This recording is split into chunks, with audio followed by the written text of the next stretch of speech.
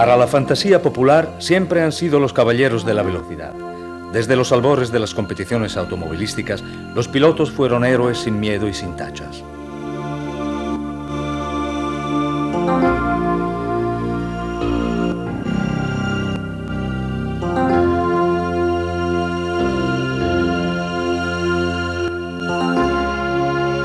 Con esta tradición consolidada en el tiempo, empezaron los campeones que animaron la escena apenas concluida la Segunda Guerra Mundial.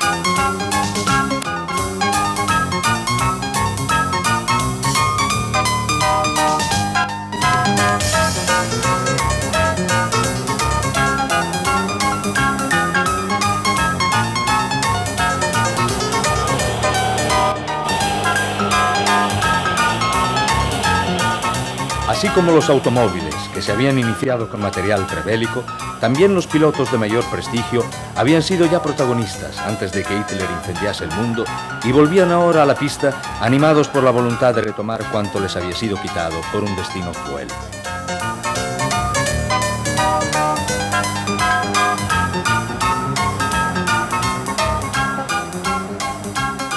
La primera edición del Campeonato del Mundo de Fórmula 1, celebrado en 1950, fue ganada precisamente por un epígono de la vieja guardia, Nino Farina. Tenía 43 años cuando al volante de un Alfa Romeo logró conquistar el título. Sobrino de Pininfarina, licenciado en Derecho, disfrutaba ya de gran consideración al final de la década de los 30. Habiéndose retirado de la actividad en 1955, murió en un accidente de tráfico en 1966.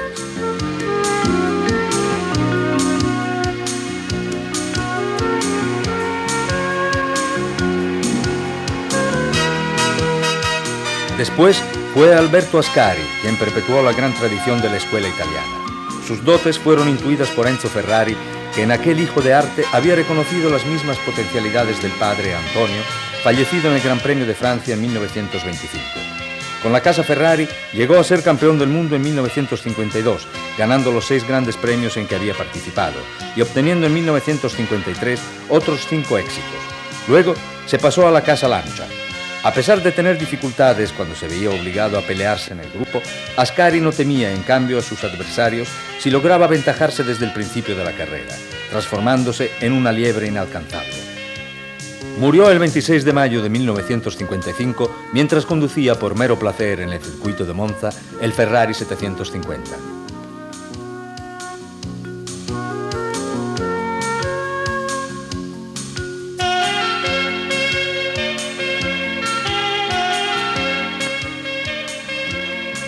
Comenzó a los 37 años, edad crepuscular para un piloto de nuestros días, la novelesca aventura de Juan Manuel Fangio, que salió de Argentina a la conquista de Europa.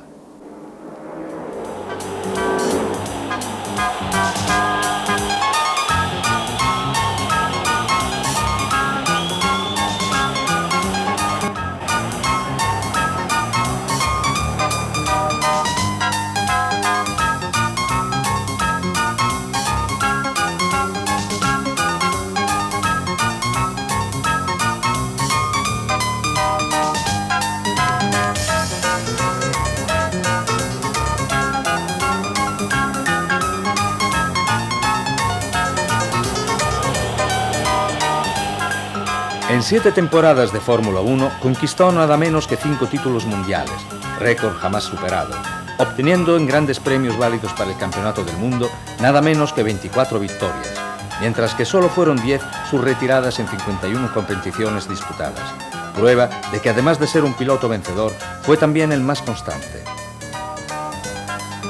Por algo se impuso en el 47,5% de las carreras en que participó.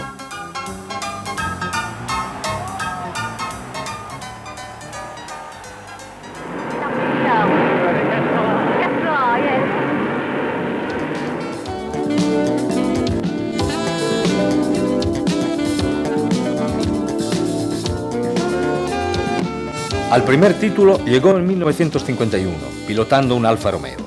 Luego, desde 1954 hasta 1957, conquistó los otros 4 corriendo para Mercedes, Ferrari y Maserati, lo suficientemente cínico como para no ser nunca la bandera de un equipo. En efecto, una de las cualidades era la de elegir siempre el mejor auto del momento, explotándolo hasta el límite, pero nunca más allá del límite. Campeón ideal de su época, maestro en domar los monoplazas del Gran Premio de los años 50, monstruos de muchos caballos, pero sumamente peligrosos por su escasa estabilidad, Juan Manuel Fangio fue considerado como el mejor, al menos en la posguerra. El gran adversario de Juan Manuel Fangio fue el inglés Stirling Moss, el único joven talento de la época. Aunque era un auténtico fuera de serie, increíblemente no logró nunca ganar el título mundial, clasificándose segundo 4 veces consecutivas, en el campeonato del 55 al 58 y 3 veces consecutivas tercero, del 59 al 61. Clásico piloto de ataque, todavía hoy Moss sigue convencido de que fue su manera de interpretar las carreras la que lo privó de la conquista del título. Indudablemente ha sido un campeón temerario que luego no se preocupaba por respetar la mecánica de los autos que se le encomendaban, y menos aún por la táctica de competición. Pero si no ha llegado a ser el campeón del mundo, ello se debe también a otras causas. Ante todo, su carrera fue truncada por un accidente, Goodwood 1962, que lo obligó a retirarse cuando se encontraba aún en plena actividad. Además, aún siendo un auténtico profesional, en él prevaleció a menudo el espíritu nacionalista, por lo que prefirió los entonces poco competitivos monoplazas ingleses en vez de los autos continentales.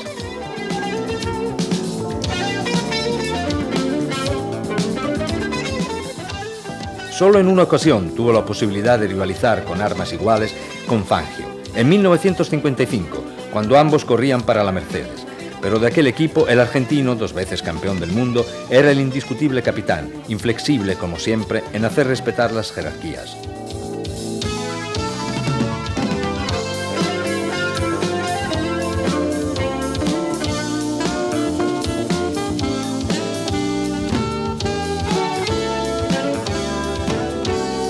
El primer piloto inglés que llegó a ser campeón del mundo de Fórmula 1 fue John Michael Hawthorne, recordado siempre por el corbatín de mariposa con que se presentaba en la pista. La posibilidad de conquistar el título se lo ofreció la Ferrari en 1958.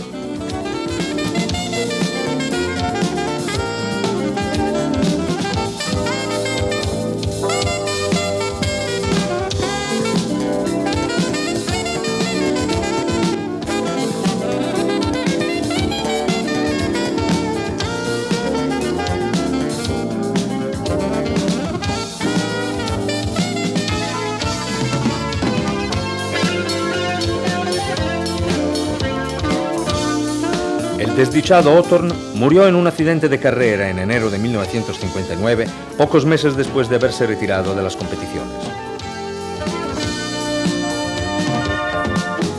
Apuesto como un actor de cine, Peter Collins era el mejor amigo de Hawthorne. Su clase y su carácter jovial le merecieron el aprecio de Enzo Ferrari, que le abrió las puertas de Maranello en 1956. En su primera temporada en la Ferrari, Collins fue protagonista de un gesto único que merece ser recordado. En lucha por la conquista del título, en la última carrera en Monza cedió su auto a Fangio, el reglamento lo permitía, que se había visto obligado a retirarse. Con el auto del inglés, Fangio se clasificó en el segundo puesto, obteniendo los 6 puntos que le permitieron ser campeón del mundo. Collins perdió la vida en el Gran Premio de Alemania en 1958. Jack Brabham, que llegó a Inglaterra en 1955 procedente de Australia para dar un viraje profesional a su pasión por las carreras, ha sido más que ningún otro el hombre de la primera vez en la Fórmula 1. En 1959, primer piloto australiano que gana un título. En 1966, primer piloto constructor que gana con el auto que llevaba su nombre el Campeonato del Mundo y la Copa de Constructores. Lo llamaban Black Jack por su carácter poco fácil y por el encono con que afrontaba a sus adversarios. En una carrera que duró 15 años, obtuvo todas las satisfacciones posibles, ganando 3 títulos mundiales, además de haber tenido la intuición de crear un equipo propio que aún está presente en la Fórmula 1, aunque no es de su propiedad desde 1971. Phil Hill, que corrió casi exclusivamente para la casa de Maranello, fue el primer americano que conquistó el título en Fórmula 1 en 1961. Aquel éxito lo debió esencialmente a la muerte de su compañero Von Trips, que perdió la vida en Monza en el Gran Premio que habría podido consagrarlo campeón del mundo.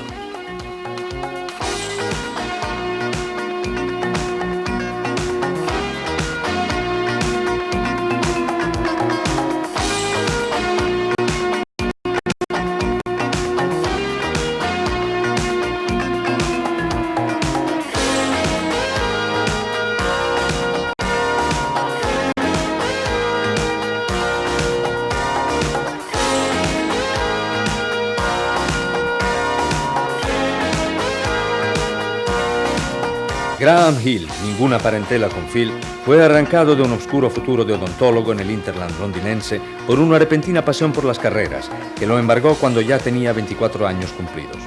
Fue campeón del mundo por primera vez en 1962 con la BRM. Ganó las 500 millas de Indianápolis en 1966 y fue de nuevo campeón del mundo de Fórmula 1 en 1968, esta vez con la Lotus. He aquí la síntesis de una extraordinaria carrera que duró 20 años. Murió en un accidente aéreo en 1976. 20 años después de su muerte, Jim Clark sigue considerado como uno de los más grandes pilotos de todos los tiempos, en el mismo peldaño o poco menos que Juan Manuel Fangio. Nacido en el corazón de Escocia en una acomodada familia de terratenientes, pasó a ser piloto profesional gracias a la amistad que duró toda su vida con Colin Chapman. Los dos formaron una pareja inseparable en un mundo, el de las carreras, en el que las relaciones humanas tienen un valor muy relativo. Jim Clark corrió solo para la Lotus, permitiendo a su mentor Colin Chapman hacer de su equipo un laboratorio experimental. Si el constructor ha inventado prácticamente el moderno monoplaza de Gran Premio, cambiando la posición de guía del piloto de sentado a tendido, lo debe en gran parte a Clark, que todo lo aceptaba en aras de una amistad portadora de éxitos para ambos.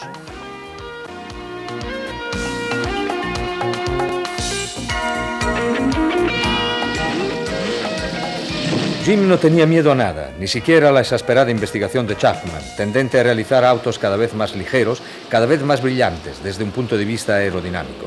Campeón del mundo en 1963 y en 1965, Clark era un especialista de la velocidad, hasta el punto de haber obtenido nada menos que 33 pole position, un récord que resistió más de 4 lustros, hasta que apareció en la escena Ayrton Senna. Murió durante una competición de Fórmula 2 en el circuito de Hockenheim. A John Surtees lo llamaron el hijo del viento cuando conquistaba títulos mundiales sin cesar, exactamente 7, con la moto MV Augusta. Se pasó después a las 4 ruedas, caso único en la historia de las carreras, y logró ganar en 1964 incluso el campeonato de Fórmula 1, al volante de un Ferrari. Tras el brusco divorcio de la casa de Maranello en 1966, continuó corriendo hasta 1972, transformándose en piloto constructor. El adiós a Maranello de Surtees había permitido a Lorenzo Bandini ser el líder del equipo del Caballito, papel que anhelaba desde 1962 cuando disputó el primer Gran Premio en Montecarlo con un Ferrari. Su sueño de ser campeón del mundo se truncó el 7 de mayo de 1967 cuando sufrió un accidente mortal. También fue campeón del mundo Denny Hulme, triunfador en 2 ediciones de la Can-Am, competición de gran prestigio en los años 70, pero en la historia de las competiciones automovilísticas no ha dejado la señal que habría merecido, culpa probablemente de un carácter sumamente reservado, típico de los hijos de Nueva Zelanda, todavía hoy inagotable país de pioneros. Campeón como pocos, hasta el punto de ganar 3 títulos mundiales, Jackie Stewart fue el primero en comprender lo elevado que podía ser el valor comercial de un as de la Fórmula 1. En el periodo de mayor fulgor en los años 70, este escocés de modesto origen llegó a ganar la entonces hiperbólica cifra de $1 millón por temporada. El talento que poseía Stewart tuvo ocasión de demostrarlo ya en su primera temporada de Fórmula 1, en la BRM, pero quien lo valorizó enteramente fue Ken Tyrrell. En efecto, fue campeón del mundo por primera vez en 1969 con la Matra, administrada por el ex comerciante de maderas.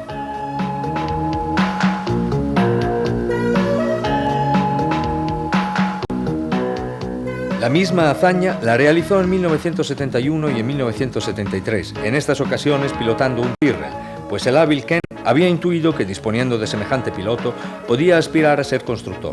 Jackie Stewart se retiró inmediatamente después de la conquista del tercer título, aunque contaba solamente 34 años. El desafortunado Sever parecía destinado a ser el heredero de Jackie Stewart, para gloria de Francia, que en la posguerra no había logrado aún alumbrar a un campeón semejante.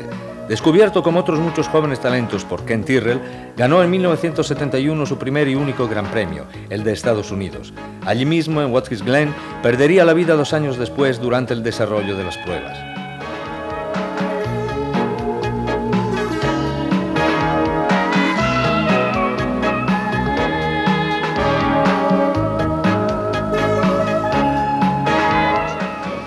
It's so smooth and delightful. It's even a nice impression for the driver. You know, it's very. Jochen Rindt llegó a su completa maduración agonística en 1969, al volante de un Lotus. La temporada siguiente debía ser la de la consagración. Ganó 5 grandes premios, pero perdió la vida durante las pruebas del Gran Premio de Italia. Fue igualmente campeón del mundo en la memoria, pues nadie consiguió superar su puntuación. Campeón del mundo por primera vez a la corta edad de 25 años, Emerson Fittipaldi ha sido el progenitor de esa estirpe de pilotos brasileños que sigue nutriendo a la Fórmula 1 de auténticos campeones.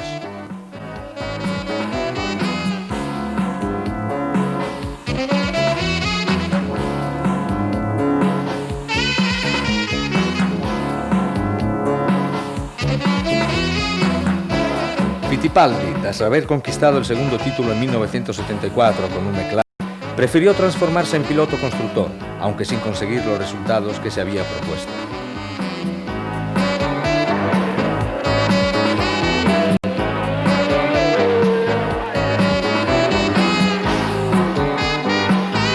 Dotado de un carácter de acero, ha logrado convertirse de nuevo como piloto en Fórmula Indianápolis, obteniendo triunfos inesperados a más de 40 años.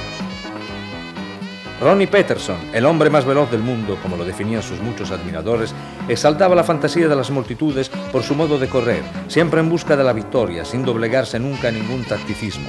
Como todos los pilotos de ataque, ha cosechado menos de lo que merecía, aunque las 10 victorias obtenidas en Fórmula 1 merecen todas un marco.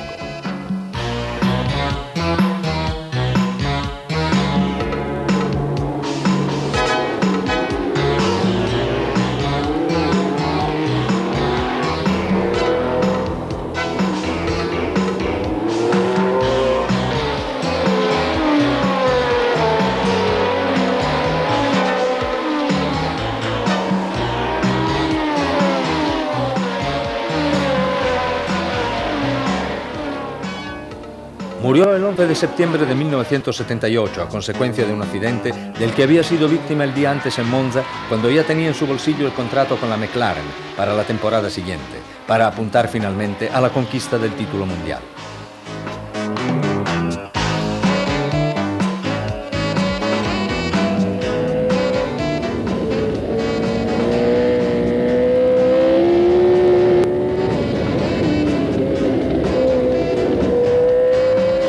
Bailó durante un solo verano, se podría decir, de James Hunt.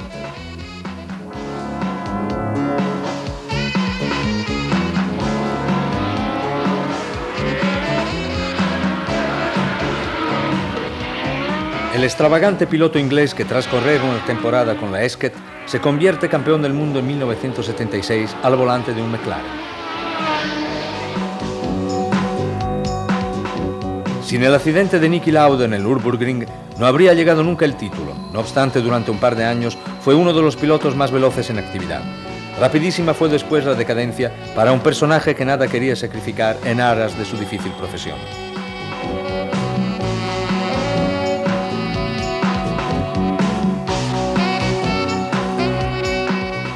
Fue Bernie Ecclestone, entonces propietario de la Brabham, quien lanzó en Fórmula 1 a Carlos Reutemann, piloto argentino con clase pero de inestable carácter.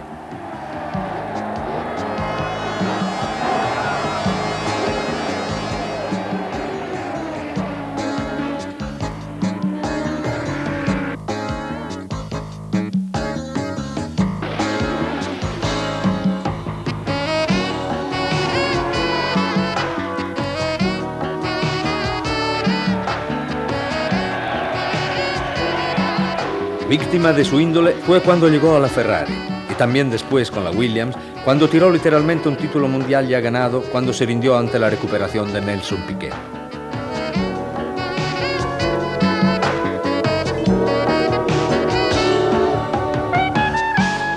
Clay Regazzoni ha sido y es muy querido por el público italiano, que recuerda sus victorias con los Ferrari. Suizo de Lugano, pero dotado de un carácter extrovertido y brillante, ha sido uno de los últimos pilotos que corrían con el corazón, sin preocuparse de organizarse tácticamente en las carreras, ni políticamente en el seno de su equipo del momento. De 1970 a 1976, aparte de un breve paréntesis en la BRM, fue protagonista al volante de los bólidos rojos de Maranello, rayando la conquista del título en 1974. Después fue Lauda quien se impuso, dejándole solo las migajas.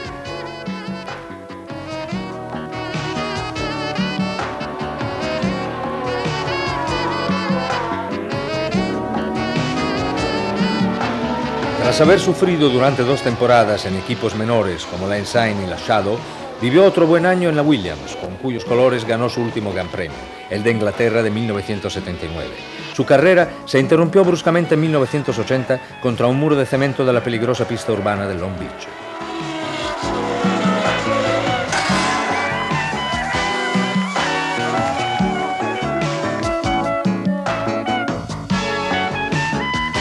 La historia de Niki Lauda parece escrita por un hábil guionista de Hollywood.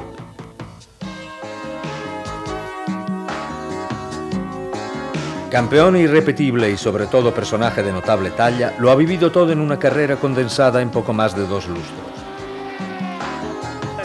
El difícil inicio, los triunfos con la Ferrari, un accidente que marcó su cara y acaso su alma para siempre. El retorno, los días oscuros de las derrotas, la retirada y después de nuevo un imprevisible y glorioso epílogo de su carrera deportiva.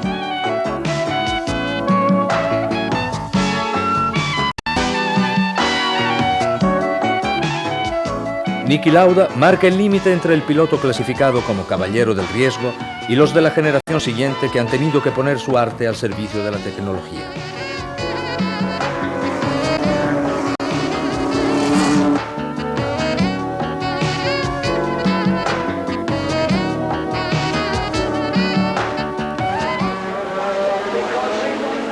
Demasiado a menudo el campeón austríaco es recordado como un contable del volante, que ha logrado ganar sin exponerse nunca a riesgos excesivos.